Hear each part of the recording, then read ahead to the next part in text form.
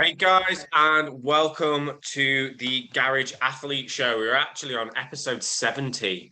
Yeah. Wow, that's gone quick, hasn't it? So yeah, episode 70. I'm joined today by the wonderful Daniel Frazier. Or have I got that wrong this time? Nice, nailed it, mate. I've Fraser, got Fraser. it. Although I watched, have you ever seen Inside Man? No. So, mate, you should watch it. It's a sick Denzel Washington film with Clive Owen. Okay. It's amazing. But in the show, he's a detective and he's Detective Frazier with the same spelling. And I was like, I was like really happy about that. Like, I know obviously that the boxer was a Frazier as well, but I was just like, mate, basically I'm as cool as Denzel Washington because he played a guy called Frazier. Exactly. But in the film, he pronounces it as Frazier. So I was like, ooh. Throwing the spanner in the works there. Yeah, but that was sick film. You should watch it. It's really, I really will. I will definitely get onto that. Like we're watching. What's it called? I'll have to go and look on Netflix. The Sinner. I don't know if you've watched that on Netflix. What happens in it? It's the guy. Do you remember the original Independence Day? Yeah. With Will Smith. Yeah, the guy who plays the president in that is like the main actor. Yeah. And he's like in the first season, he's like he's an older detective.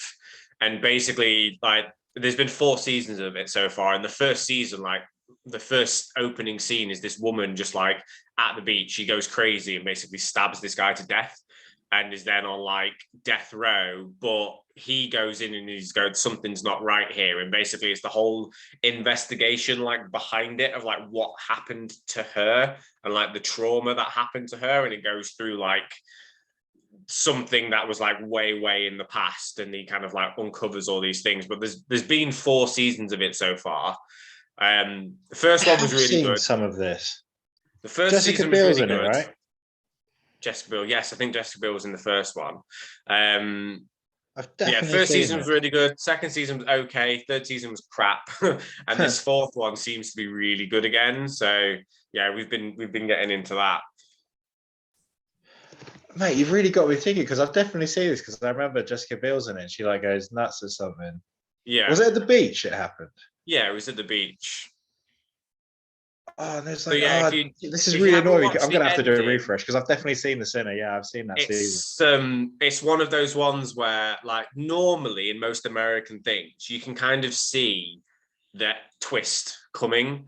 Like, you just go, well, what's the unexpected thing here of this person is actually like the double cross or whatever it is. But on each season of this, like, I've not been able to see the twist coming, which is something that I quite like. Like, Natalie quite likes like thrillers, but most of them are so predictable. It's just a bit like, oh, we're watching another one of these, are we? But yeah, I've really enjoyed The Sinner.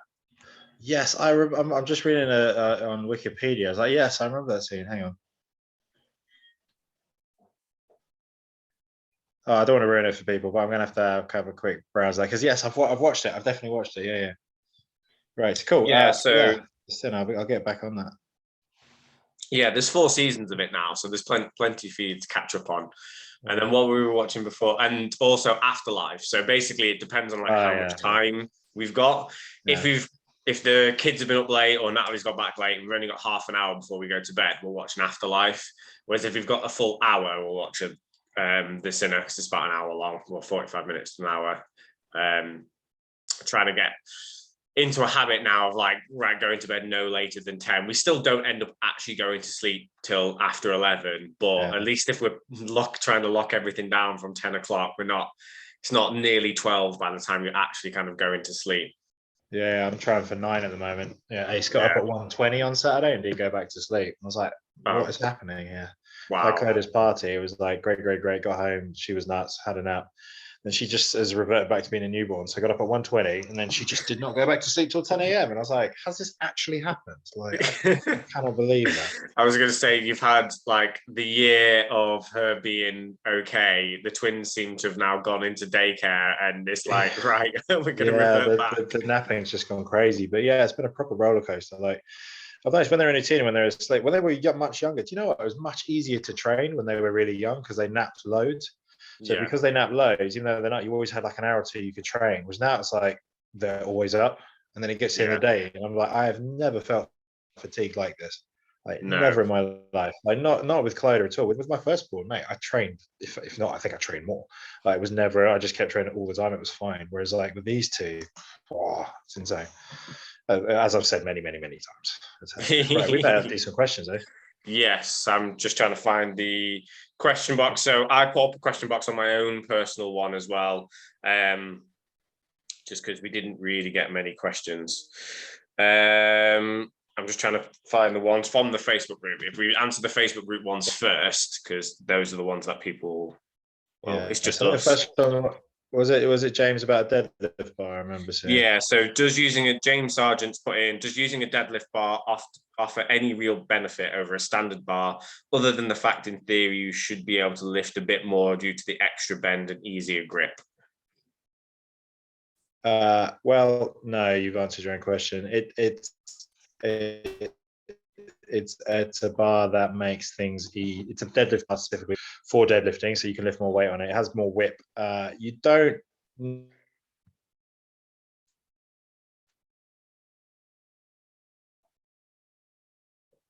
Oh, I think we lost you there for a second. Is he coming back? Sorry about this, guys. My internet connection is a bit unstable. So yes, we. Last thing I heard from you was deadlift bar. It's got a little bit more whip. Yeah, a little bit more whip. So I mean, a lot of people train on stiff deadlift bars and they lead up to deadlift bar comps because it is so much harder. So I mean, if you're training in a competition where you use a stiff bar, never use a deadlift bar. If you're training into a comp when you use a deadlift bar, you'll probably get some benefit from using a stiff, then transitioning into a bendy bar. So yeah, it's literally it's one of those things where, because it's a specific piece of equipment for that specific exercise, it makes it that little bit easier. But save that for competition day, because that extra 10% or whatever it is going to well, how much are they? Like a deadlift bar is much more expensive than normal bars. Yeah, cheapest one's about 350, but for a good one you're looking around 500 quid. So, and the main benefit is going to be on competition day, or is it worth practicing with one to get a feel for what that whip feels like? Oh god, yeah. A lot of people go on them thinking they'll be able to lift like 20 kilos off the bat straight away, but they're just not used to the technique of the whip of the bar. It really does pull you much higher up. Where deadlift bars work really well is for people that have good start positions, so they can like yank the bar higher up and then use their back with the deadlift bar. But yeah, I mean, if you have to learn the technique first, there is a learning curve because the pull is slightly different. There's it's almost like two pulls, because when you pull on the bar, if you see the guys that lift really heavy with it, you see it bends before they even pick it up. So by the time they pick it up, it's probably bent like 2 to 3. A good deadlift bar will bend like 2 to 3 inches before you even get it off the floor. So you have to really practice with that. It will knock you off if you're not used to lifting with a deadlift bar. So you have to get used to that. So there's a learning curve, but yeah, I mean, it should take like a couple of weeks, maybe a month, and then you should be lifting a lot more on it if you've got the technique right. Yeah. Okay, so the next one's from Rachel. What do you both consider to be the main difference for what a male versus a female needs to have considering in their programming? Well, I think Rachel will be the expert answering this one, right? Yeah. I mean, you got to factor in menstrual cycle. You got to factor in obviously past history, mobility issues. You know, Rachel's the specialist, but like pelvic floor issues, if they've had kids, that kind of stuff. But generally speaking, you know, I'm going very basic here, but I find women can tolerate a lot more than men in terms of volume, even with relative intensity, even with the intensity being high. I find they can train at the same percentages with a lot more volume. So it's kind of, I would say you could push women slightly harder and give them a few more sets, but then, you know, basically the girls I train most of them still want to work on, you know, sort of glutes and, you know, legs, you know, abs, that kind of area. So I generally divert more attention to those areas for them. The dudes, you know, putting them hip thrust, dudes will do hip thrusts, but they're not exactly excited to do them. So, you know, there's those kind of things. But yeah, I mean, the main things, menstrual cycle, pelvic floor, and then, you know, I would say they can tolerate a bit more volume from my experience. So just to build on top of that, I find like, because obviously I deal with a lot of parents, the main difference between like dads and mums is like the order of importance that they put things. So like for most dads, it tends to be like work, family, themselves. Whereas for most mums, it tends to be family, work, themselves. So when it comes to that, they're struggling with mentality or things like that, it's often because they're putting themselves right to the back and they put everybody else's needs in front of their own. Whereas trying to get parents just in general to understand that sometimes you have to be a little bit selfish, and put like your self-care, like as you said, like if you're training, you've got to be looking at those factors like sleep, like proper nutrition, like all those things, or else you're just kind of going to burn out. There obviously are going to be times when it's just not realistic to be training 5 days a week, 4 days a week, in which case you then need to work around it if it is a priority for you. But it's also okay to go, you know what, it's not a priority for me right now. I just need to do what I need to do to kind of get through this phase. But then on with what Dan was saying, in terms of like programming wise, it is more, it's volume, and it's working with them in terms of what their goals are. Like most men will tend to kind of like want to be bigger up top, bigger shoulders, bigger arms, bigger chest, so that they kind of like fill out a t-shirt. Whereas I find for most women, it's about right getting shape kind of to their glutes, hamstrings, having a smaller waist, but also like you have to encourage them to eat more. Like a lot of girls that come to me are chronic undereaters. So you're trying to go through this and you actually give them more calories and they're losing body fat and they're like, what the hell is this trickery? And it's like, yeah, sometimes it's not just eat less and do more. Sometimes it's eat more, recover better, and your body will process everything better, which means you can eat more food and still kind of get to the result that you want. So I think that about covers that one. Next one from Rachel. What referral or support network do you both have to support your clients beyond what you are qualified in or knowledgeable about, and why? I love all of her leading questions. Loaded. I was going to say this is a loaded question. I hope you're listening, Rachel. It's so funny. I said send them to Rachel. There you go. Yeah. If someone knows more than you, I refer out. Yeah, I had a guy referred to me from a fellow PT saying, I think what you can do would help them more. So I had a chat with him, but from speaking to him, he needs to basically, it sounds like he needs a knee operation. So I wasn't personally comfortable to work with him, knowing from what he was describing, he needs, I think by the sounds of it, this is just my opinion, bear in mind I'm not a medical professional, I think it sounds like he needs like an arthroscopy and gets his meniscus like taken out or cleaned up. So for me, I was kind of like, I don't think it's time for you to work with me yet, because I think you need to see some very specific niche help for what is your problem first, and then maybe I can help you. But even then, it might be that I refer him to someone else because he wants to get really good at golf. So I've got a friend who is a golf specialist who I think would be a better fit. Like, as much as I would love to train him, I can say to him that I can do general stuff with you, but if you want to get very specific, here's the guy I can refer you to.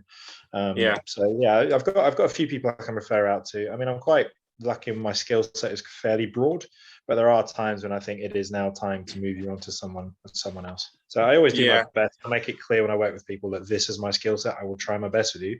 If this isn't what, it's like almost like a disclaimer, isn't it? So like, this is my thing. Say everyone's like, I want to get ready for a bodybuilding show, but I want to work with you. I'd be like, look, I haven't competed. I can get you lean, but I haven't done the stage full-on week preps and all that. If you're comfortable work with me, fine. If not, he's done it. He'll get you sorted. Like, it's just knowing your skill set, right? Just moving people onto the right thing.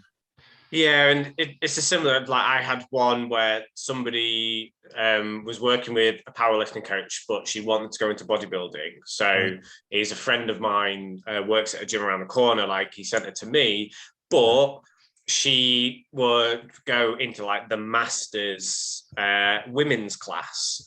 Like, I have like zero experience of prepping women, and I know for a fact that hormonally, when you get down to low body fat levels, like it's not just a case of, and I know people that would just take on that client, take their money and just like more cardio, less food, more cardio, less food. And they just dig them into the ground.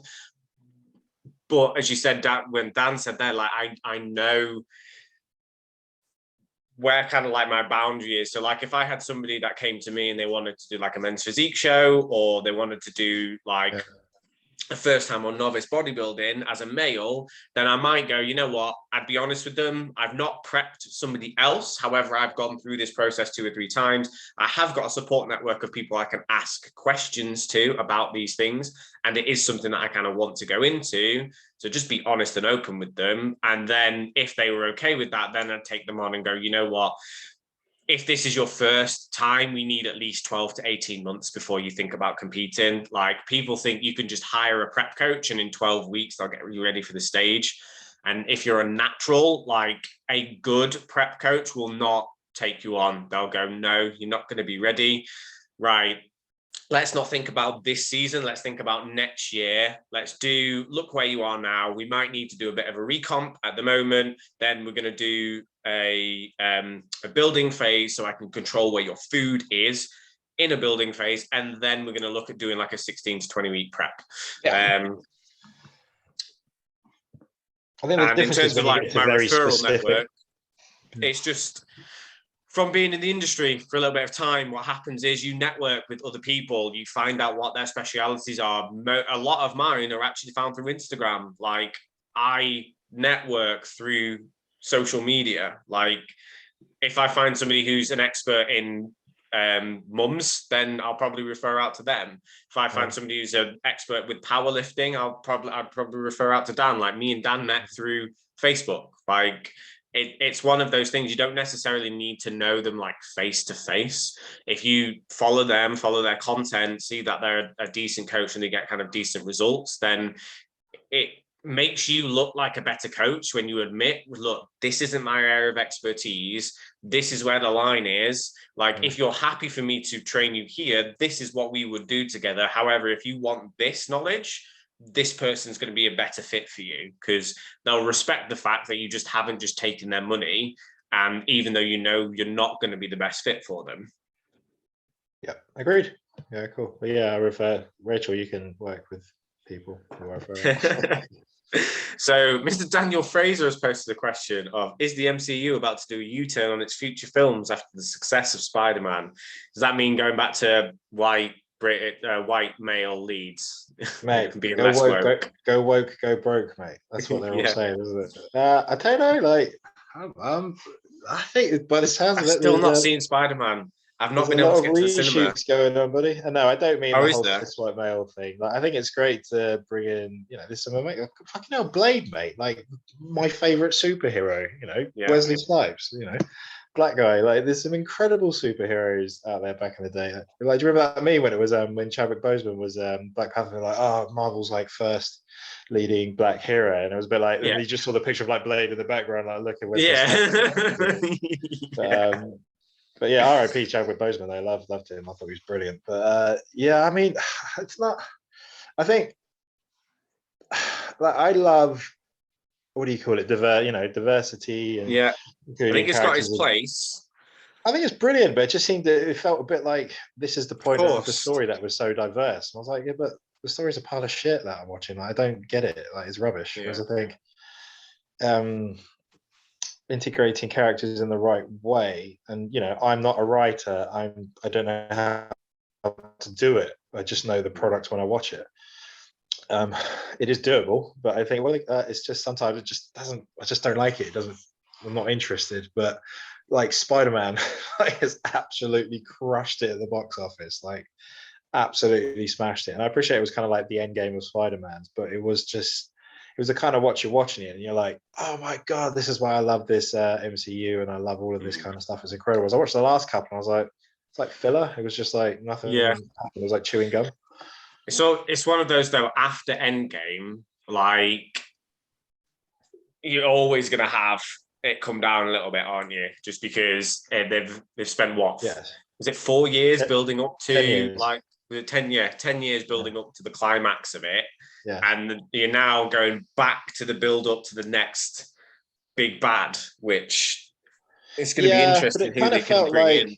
It kind of felt like they're like in this race to like build up to the big bang. But I think when they built up to Thanos, it didn't feel like it was from the first film, like trying to set this whole thing up. I kind of think it just happened. They claim that they were like, oh, they're all super linked and it's all amazing intricate. I just think it kind of fell into place a little bit. There's a few things when you look back, it just doesn't make sense. Like, you know, when Nick Fury was talking to, what was it, Cap? He's like, last time I trusted someone, I lost an eye. And it was like, the next film was like, his eye gets scratched out by a cat. So it's like, I think I just really shut up sometimes. So it's kind of like, yeah, I mean, it's like it's lovely to build up this big bad and all this kind of shit and where it's all going, but at the same time, it's like still make what's happening on film good. Yeah, you've got to make the individual stories good. That's why the first one worked, because the individual stories were good, but with the like end credit things, you saw that it was building to something else. Yeah, but you could still watch the Thor films or the Captain America films like on their own, and they would still be good. Well, mate, do you remember Winter Soldier? It was like unreal. So, it was like what they say, it's like an espionage film. It was absolutely incredible. I think when you compare that to say like the Eternals, I'm like, they're night and day difference, like completely different, despite maybe that budget being far bigger. Like they're not even close. And I was like, I just need more of that, please, coming back in. Yeah, so. let's revert back to what you know. James Croth has put some weird questions in here. So, do we talk about Bruno? What does he say? Do we talk about Bruno? No, you can't talk about Bruno. No, we can't talk about Bruno. Although I watched Enchanto the other day, and in that song, there's a bit where, you know, the girl with the ear is singing inside the house, and you can see Bruno in the background, like in his cloak. And I was like, look, come and look at this now. And she was like, you're so weird. Why would you even notice that? I was like, I don't know. I just noticed Easter eggs, it. Mate. Easter eggs. Mate, you got to start. Exactly. You put it on your YouTube channel. Here's what you can find if you watch Bruno at half speed. If you're watching channel closely.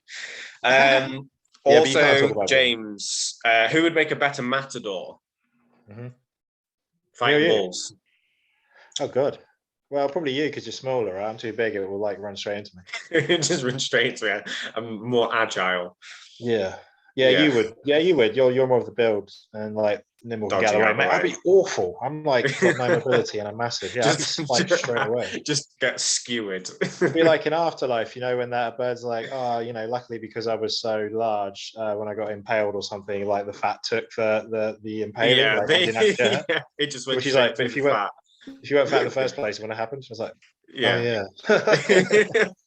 Oh, we watched. It was the episode where he scatters his dad's ashes in the pub. Have you watched the latest series? Yeah. And we were just watching it. We're like, oh my god! Like he drops the C-bomb so much in that episode, and Natalie hates that word. And I was just like, oh. It was brilliant. It's one of those where you just like you can't, with like political correctness, like you never see that sort of stuff on telly. But Ricky Gervais just does it. Doesn't give a shit, does he? He does it in there. Well, there you go. It's good. It's good writing, isn't it? Yeah. I guess that's the difference. Like, but he is an incredibly talented writer, or has an amazing team around him, so they can do it. It doesn't feel forced. It just feels right. I think that the what do you call it? The merit of those kind of shows is they kind of put in scenes almost like everyday life, or things in everyday life you wish he could do. Like when he's lobbing the plant through the what do you call it, the car at the crossing. Yeah, we've all had thoughts like that, haven't we? Like, you know, when I see a car parked, someone get out of a car parked in a parent and toddler space at the supermarket, and then it means I can't get in one. Yeah, I literally want to throw the rock through the window, but it just doesn't hit the thing. It's brilliant. But yeah, no, it's just very well written, that show, and it was a great watch. Like I did enjoy that one quite a lot, actually. But yeah, like great. It was just great, just really good. I really enjoyed that, actually. Yeah. Okay, last one from James. Can you ask Dan if he's playing the drum? Does he say in his head like drum, drum, drum, or bang, bang, bang when he hits the drums? And when he hits the cymbals, does he go ting, ting, ting in his head? No. No. Now, I don't know what goes through my head when I drum. I'm normally singing the song, or sort of like you drift off a little bit, or you just think, fuck, am I gonna? You sometimes think like, if I got the right part, am I playing the right bit? Am I gonna miss? Am I gonna miss a hit? Am I doing all right? Yeah, that kind of stuff. But no, you just kind of get one with the moment when you're doing it. One with the moment, brilliant.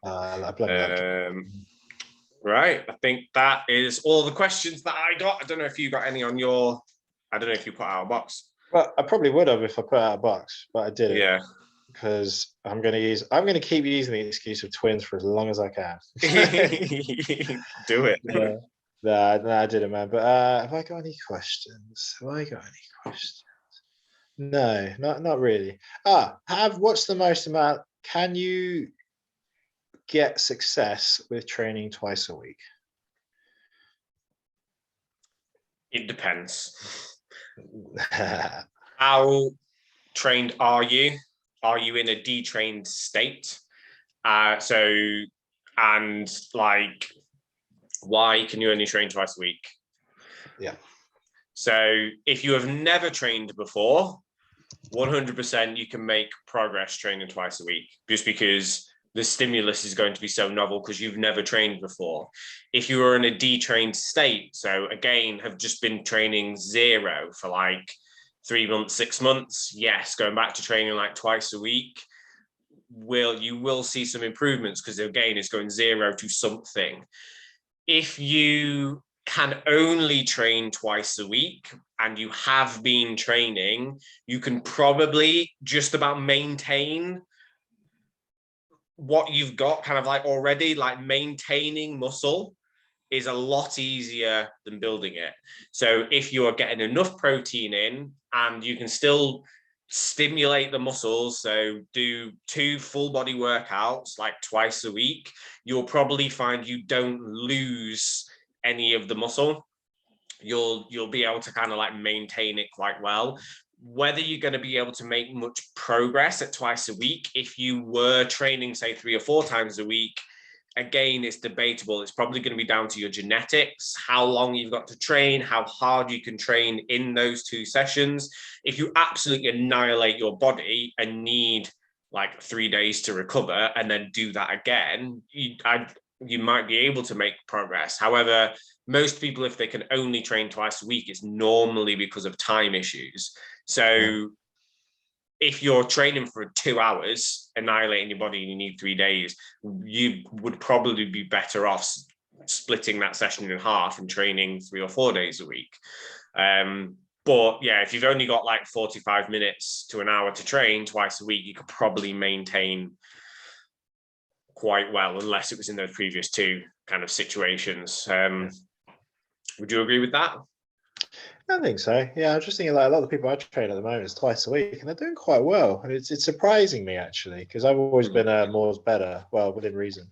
But yeah, it's interesting. See, I mean, they probably fit the mold of what you're just describing, but seeing them progress off just twice a week and doing, pretty well, and making good body composition changes as well. It's interesting. Like, yes, I think it's better to do 4 times a week, but that's all they can devote to it. So I think instead of sitting on their ass doing absolutely nothing, just by going in twice a week, they're making progress, which is really nice actually. Well, it's law of diminishing returns, isn't it? Yeah, so going from 0 to 1 session a week is an 100% increase. Well, there you go. Going from 1 to 2 sessions a week is only a 50% increase. Going from 2 to 3 is only a 30% increase. So it's one of those where, pardon, quick maths. Yeah. So it's one of those where like people say like the optimum is 3 times a week, but the optimum is what you can do consistently. Yeah. So as you said, going from 0 to twice a week is a lot more than what they were doing before. So, but what you'll probably find is at a certain point that kind of like levels off as the body kind of like adapts to it, in which case you can then add in different bits. Maybe instead of doing another workout, they can be up in their steps or things like that. Yes. Yeah. So up your steps. Like you could probably get quite good results training twice a week up in your steps. And then moving around a bit. Yeah.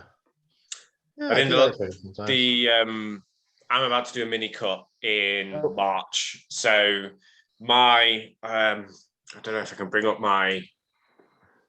I'll see if I can find my stats while I'm talking through this. So obviously I competed back in November. I was down at 67.5 kilos. I'm now sitting at around 78, which the heaviest I got in my last off season was 83. Last time I was nearly 80 kilos, though. I looked a lot worse than I do now. I think having that accountability, having that coach there kind of like through my off season has definitely helped me like maintain a better body composition this time. Whereas like I know the last time I came out of prep, my training just went to shit because I was really, really focusing on my business. Like I dropped down to like 3 sessions a week, but I wasn't really training properly. Wasn't training with the right amount of intensity anyway. Whereas actually we can see that I'm definitely building muscle this time. So yeah, so this is me at the end of prep. Weight all the way down to here. It's 66.6 is my lightest weight in, 66.5. And then we're right back up here at like 78, 78.9. So yeah, like I get married in April. So we're going to do a rapid mini cut, try to drop off like, I think he said something like 6 to 8 kilos in 4 weeks. So it's going to be very aggressive. And I just wanted to talk through kind of like when you would utilize mini cuts, like what they are and who they're not for. Because a lot of people want these like really rapid, like fat loss things. But there's a reason why like I can do that as a bodybuilder because of everything that I've kind of done before. So when somebody comes into like my coaching program, I would never stick them on an aggressive mini cut as like the first thing that we do. 9 times out of 10, because just mentally people can't deal with it. With a mini cut, there's no cheats. Like it's literally my calories will drop from nearly 4,000 to maybe 2,500 in a day. And I'll go from doing like 0 cardio to like 40, 45 minutes of cardio a day. Like the swing in energy balance is going to be massive, which then means there's going to be a shitload of side effects that come with such an aggressive deficit coming in so quickly. Like your hunger will go through the roof, like, and you just won't be a nice person to be around. So I would always go like the slow and steady approach with somebody first, see how they deal with dieting, see if they've got their lifestyle set up right.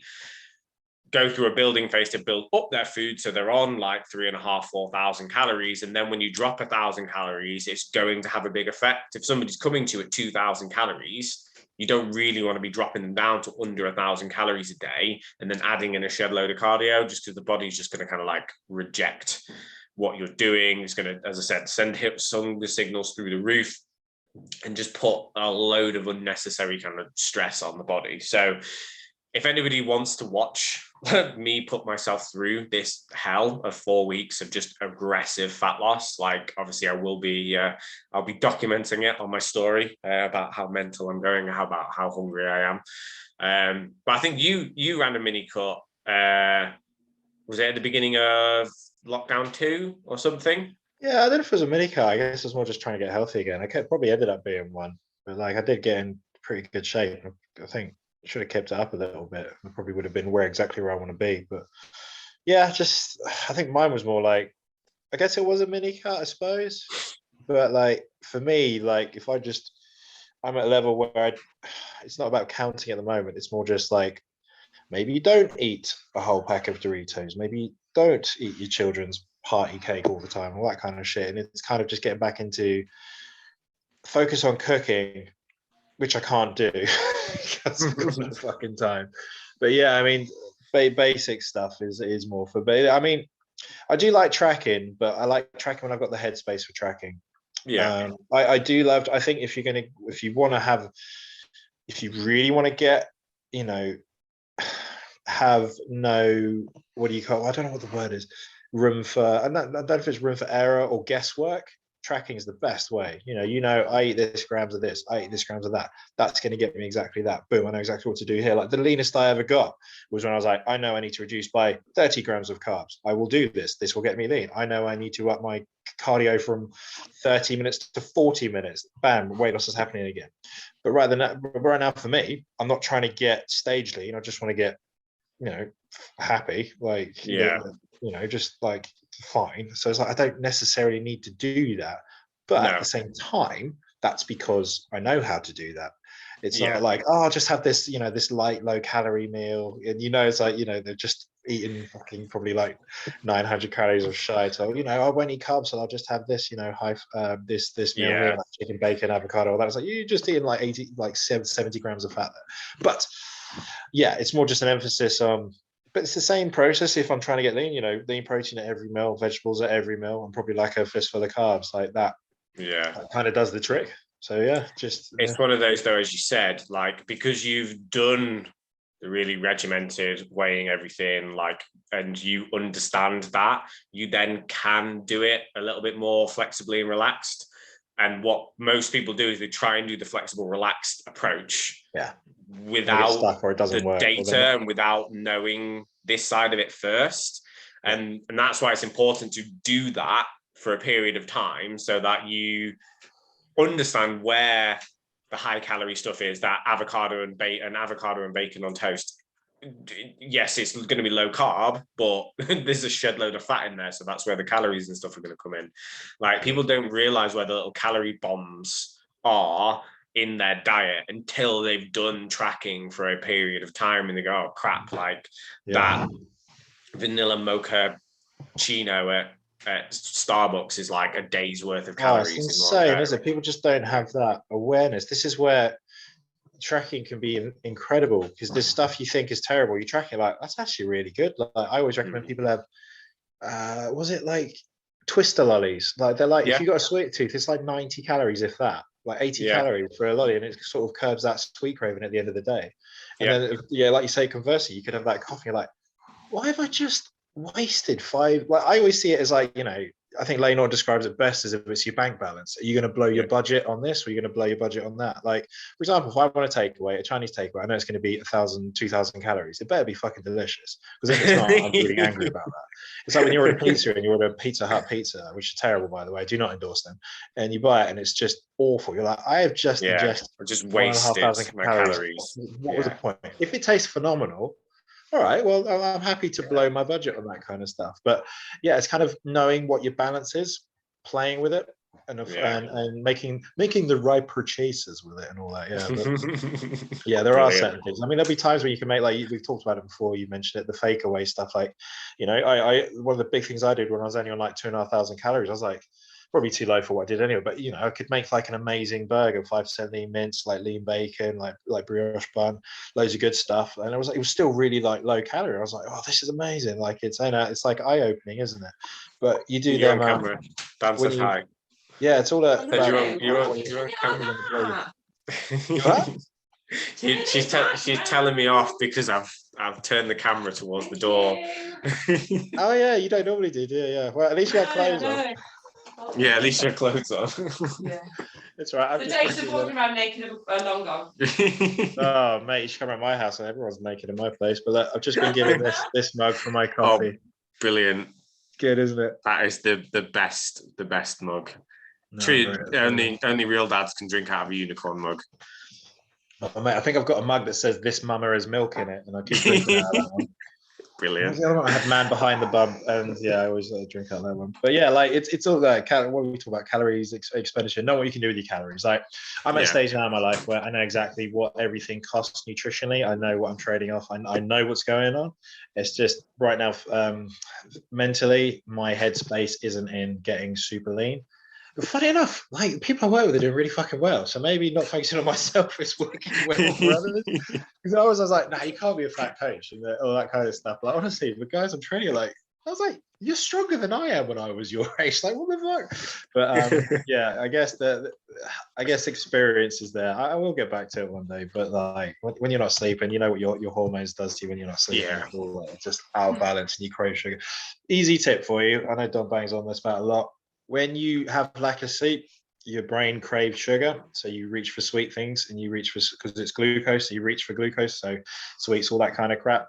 If you can just work on getting a bit more sleep, even half an hour's more sleep, an hour's more sleep, you'll curb some of those sweet cravings. But yeah, that was just a random thing that came into my mind. But anyway, I think we've kind of done quite a bit actually from what we thought was going to be quick. We've done through loads. Yeah, it's gone to about 40 minutes, which is perfect. So I'm actually going to get the show notes from last week's show done when they go to Tumble Tots. That was a really, really interesting one. Tumble Tots. Is Mr. Tumble there? I love Tumble Tots. I just got kind of one of them balance so I should things. get this one out probably over the weekend, I reckon. I need to hire somebody to do the show notes for this stuff, just because it's a lot of time and effort, isn't it? Maybe I could. Well, I'd say I could help, but I won't, because I don't have time. I was going to say I was going to show you my diary for today. Like, it's just on the hour every Willow hour. goes to nursery. No, Willow goes to school in September. So I'm just like, a lot of these things that are in my head, I'm just like, I need more time. It's like, right, in September, I'm going to be like a 9 till 3 worker. Because basically I'll walk Willow to school, because it's literally just going to be just up the hill. It's like 5 minutes away. Take the dog with me, finish off the walk around the back of the school, and that's the dog walked first thing. And then I'll do the same thing in the evening, and then I've just got a solid like 9 till 3 to like get all my shit done. So I'll actually be back to like full-time work for the first time in 3 years. Yeah. I went part-time when it's amazing how quick it fills up. Like when the girls were going to childminder, I'm like, I'm gonna have all the time in the world to do everything I could ever want. And like before I know it, like the day's gone. And then Thursday I can't do any work because I'm with the kids. And then Friday I sort of it's fucking chaos, man. But yeah, you think you get all this free time, but you don't. But you might be lucky, because I guess Nat's kids are that bit older, so they take care of themselves, and she's gonna crush school and she'll love it, so she'll be right there. But yeah, she's gonna have the teachers wrap around her little finger. All the ladies at nursery love her to pieces already. She's a super cutie, isn't she? Yeah. But and she is desperate for adults. What do you call it? She's like desperate for praise. So like, she's really well behaved. Like, she does everything that people ask of her, because she's like desperate for approval, which might set her up badly later in life, but it means that she's a good junior school kid. I think it's meant to big your kids up, you know. I think that's really good, because I've spent my life sort of second guessing myself, like, should I do that? And like Claire asked me in the morning, and she's like, am I special? And you're just like, yeah, of course you are. You need to know that every kid should sort of think. I think I saw I think every kid should think their parents, think the sun shines out of their ass, basically. But at the same time, you obviously still discipline, and you tell them when they've done something wrong and how to interact with people. But there's need. They should still feel appreciated. Confident, happy. Still feel, exactly. I think that I'm really big on that, making your kids feel amazing. I mean, I'm still big on discipline and raising my voice, but I really do think you should make your kids feel incredible. Yeah. Cool. Right. So where can the guys find you, Mr. Frazier? You can find me and my Daniel Frazier on Facebook, and then Bubbas and Beans on Instagram. That's probably where I post the most. I haven't given into TikTok yet, so I'm just on that. Oh, I'm reelsing it through the roof at the moment. It's great. Love it, don't you? Right? No, don't have it. You got to do what you got to do. So yeah, I can't bring myself to draw upon. It's the Dad Bod Coach on Instagram, and my business page should probably change to that soon. I just haven't bothered doing it recently. The whole Reels thing, like, I'm just enjoying making some funny content, just because, like, on social media, I was so serious, like, all the time. And that's just not my personality. Yeah. But I thought, like, I didn't want to be known as, like, the clown as well. But actually doing some of that, especially as a dad, like, showing that side of me, like, it's been fun to make that content. So I'm doing more of it. Yeah. Cool, man. Right. Well, enjoy the rest of your day. Hopefully the kids don't drive you too insane. And I will speak to you soon. It's all right. So my parents are here helping, so they'll Yeah, I'm in a much better mood now. I've got tons of help. Yeah. Nice. No worries, dude. I'll see you soon. Bye for now. You take care, buddy. Well done. Thank you. Bye.